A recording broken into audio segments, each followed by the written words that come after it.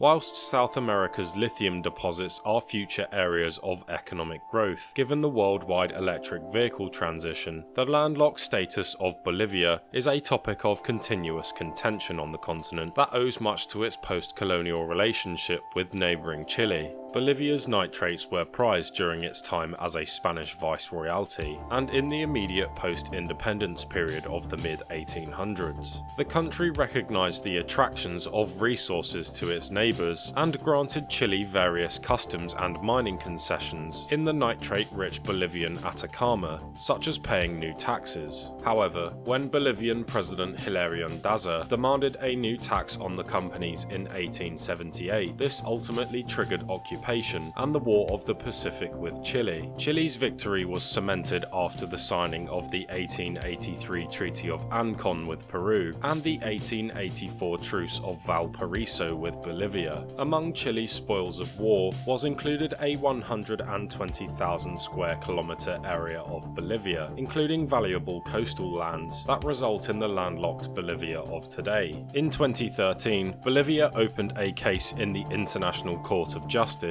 stating that Chile had not negotiated with the state for access to the Pacific Ocean. The 1904 Treaty of Peace and Amity is a point of contention between the two nations. This treaty between Chile and Bolivia cemented the earlier 1884 treaty and permanently surrendered all of Bolivia's coastal territory in exchange for various conditions. These conditions involved infrastructure investment, financial obligations, and passage for both nations. Bolivia claimed that there was a promise of a return for the fullest and freest commercial transit, which has not yet happened, and also contends that this promise implied an obligation to negotiate. The 1948 Pact of Bogotá was signed by Chile, amongst a majority of South American nations. Bolivia claimed that the land was subject to an international judiciary because Chile signed the 1948 Pact of Bogotá, which meant it honoured the jurisdiction of the ICJ in dispute settlement. Bolivia also framed its argument around economics, as it has a low GDP per capita and high poverty levels in South America, and former President Eduardo Rodriguez Veltzé said access to the Pacific Ocean could equate to a 20% increase in Bolivia's annual economic growth. Whilst the ICJ case was ongoing, then Bolivian President Evo Morales dropped a bombshell by stating Chile made a secret offer to Bolivia in 1975, following the declassification of American documents. This secret offer would have granted landlocked Bolivia access to the Pacific Ocean through a 10-kilometre corridor, but the reason for this plan not coming to fruition is due to the Treaty of Ancon. Then Chilean President Augusto Pinochet proposed extending Bolivia southwest from the Bolivian border town of Charaña, which would mean Bolivia would have a small sliver of coastal land north of the Chilean port of Arica. However, as it involved transferring sovereignty of former Peruvian lands, this would require Peru's agreement as per the Treaty of Ancon. This 1883 treaty stated that Tacna and Arica shall continue to be a Chilean possession and subject to Chilean laws for a period of 10 years, after which a plebiscite will decide by popular vote whether the region shall remain Chilean or become Peruvian territories once again. This vote was not carried out, and the issue ran until the 1929 Treaty of Lima, after which Peru acquired Tacna.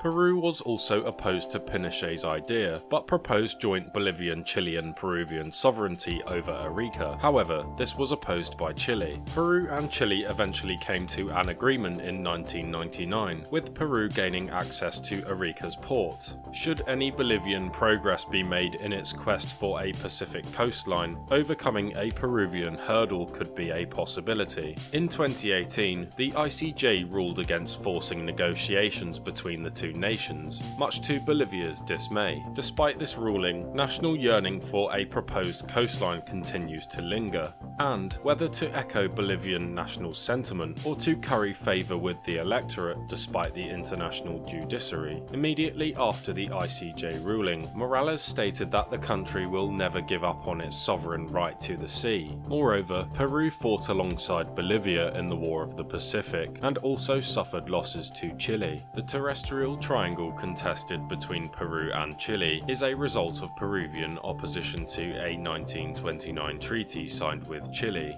Any compromise by Chile towards Peru would be seen as an avenue to negotiation of a Pacific littoral zone for Bolivia. Even though the nitrate plants have long closed in the land lost by Bolivia, Chile has replaced them with large copper mines, and the territory contains some of the world's largest copper deposits. Moreover, Bolivia celebrates a Day of the Sea and continues naval operations despite being landlocked, so one can understand historical, cultural, political and economic factors in Bolivia's dream to access the Pacific and a coastal zone. Moving forward, it seems that Bolivia's relationship with the sea will continue to draw an ongoing shadow across its foreign relations.